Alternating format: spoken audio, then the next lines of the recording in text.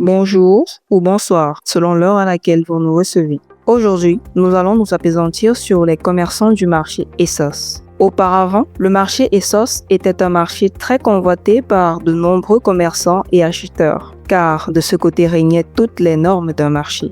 Mais au jour d'aujourd'hui, malheureusement, le marché Essos sombre dans le désespoir. Les commerçants pleurent à chaudes larmes parce que le marché ne donne plus comme avant.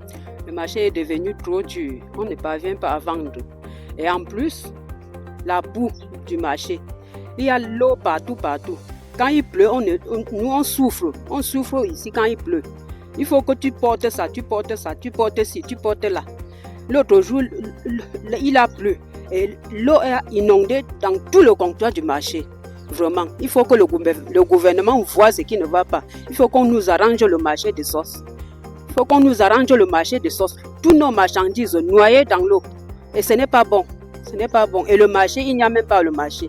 On ne parvient même pas à vendre quelque chose. Mais le peu que tu as, tu dépenses l'argent pour acheter quelque chose, tu déposes. L'eau vient emporter. Ce n'est pas bon. Ce n'est pas bon. Il faut que le gouvernement voit la situation du marché Essos. Pour certains, c'est à cause des nombreuses inondations qui bloquent la route. L'eau nous a inondés.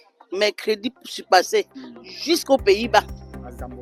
Jusqu'aux Pays-Bas, il n'y avait même plus de voie pour dire que je vais empêcher l'eau de me toucher. Tu devais te tenir où?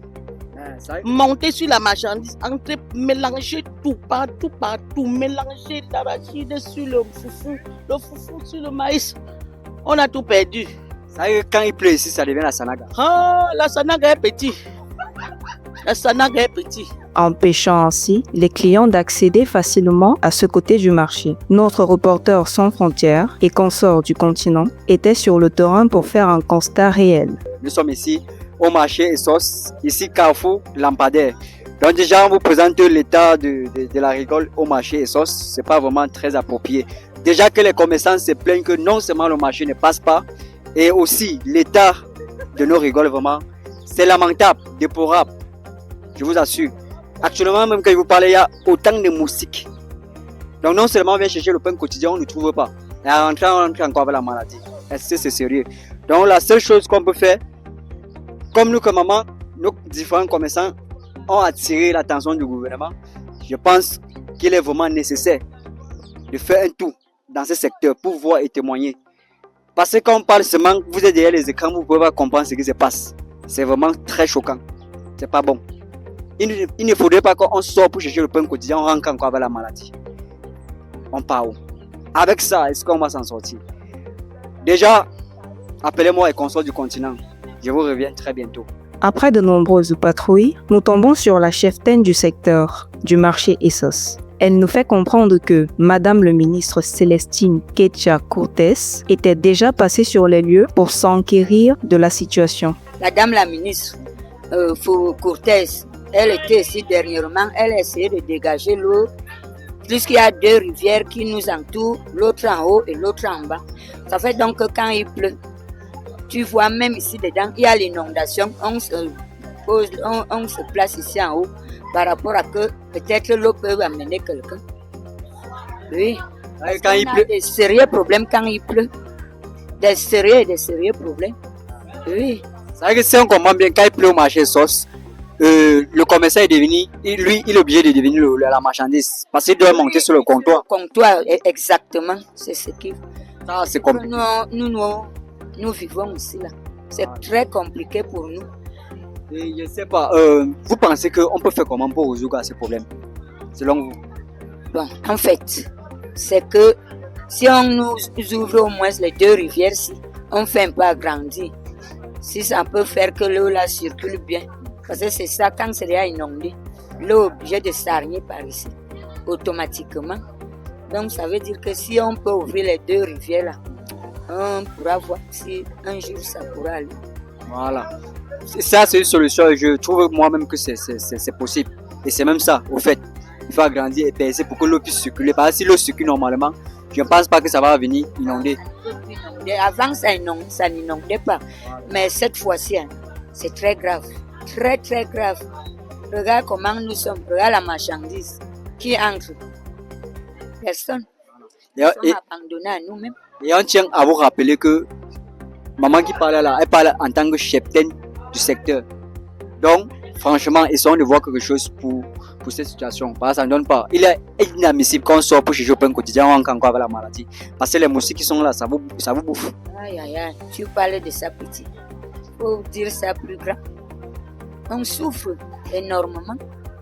Juste à côté, d'autres commerçants nous expliquent qu'il arrive parfois qu'on leur réclame souvent la somme de 1000 francs pour résoudre le problème récurrent des inondations et qu'à la fin de compte, les résultats attendus ne sont jamais au rendez-vous. Ils ont pris de l'argent ici, là, ils ont demandé que tout le marché doit cotiser 1000 francs pour pouvoir nous débloquer les fosses qui sont derrière pour que l'eau puisse circuler. Ils n'ont pas fait ce travail-là, donc c'est la même chose, il n'y a pas de changement depuis là. Il n'y a pas de changement. Là, ça ne fait pas vraiment sérieux. Ça ne fait pas sérieux, franchement. Donc, regardez, tout le marché ici, il peut avoir combien de personnes? On prend 1000 francs et on est incapable de faire ceci. Parce que quand on parle, vous dites qu'on parle beaucoup. Mais vous-même, il faut voir quand même dans le territoire là où nos mamans viennent chercher les pains quotidiens. Des boutiques abandonnées sombrent peu à peu dans un univers de boue, d'asticots et de moustiques. Certains commerçants nous décrivent leurs boutiques à leurs ouvertures et nous exposent également les causes profondes de cet abandon. Les boutiques là sont abandonnées parce qu'il y a tellement la pluie qui dérange, il n'y a pas la rigole. Quand il pleut, l'eau entre dans les boutiques. Si toi-même tu étais ici, quand l'eau entre dans ta boutique, tu cherches seulement à déménager. Il n'y a pas la rigole. Non seulement ici au marché, ça sort même depuis la route. La rivière qui passe là-bas derrière est déjà inondée, la saleté, les bouteilles. Certains ont voulu parler le visage masqué pour des raisons privées. Je vous mens pas, quand vous êtes placé là, s'il pleut là maintenant, nous allons, je vais chercher on appelle ça comment?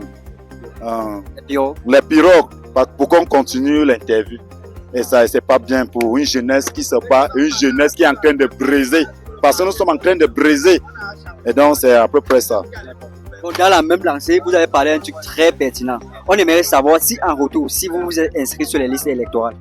Oui, parce que moi, je n'avais jamais voté dans ma vie, mais avec cette histoire qui se passe, que moi, je ne peux pas citer ici, parce que nous sommes dans un pays qu'il faut filtrer nos paroles.